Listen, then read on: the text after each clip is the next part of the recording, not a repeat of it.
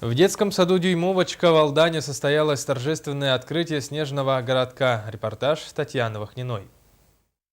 Веселая кутерьма закружилась на игровой площадке во дворе детского сада «Дюймовочка». Много забав приготовили озорные скоморохи, зовет в пляс ее величество Зимушка. Щедр на добрые пожелания Дед Мороз. Ребятам и родителям хозяева праздника соскучиться не дают. Уже третий год мы открываем снежный городок накануне Нового года. Делаем такой замечательный праздник для детворы и их родителей.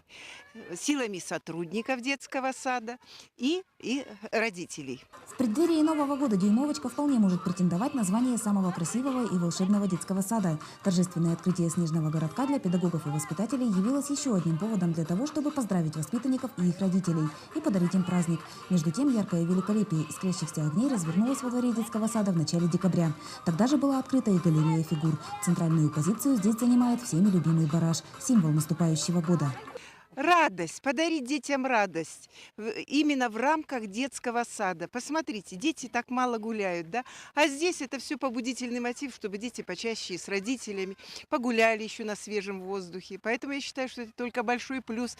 Пусть каждый детский сад откроет свой снежный городок.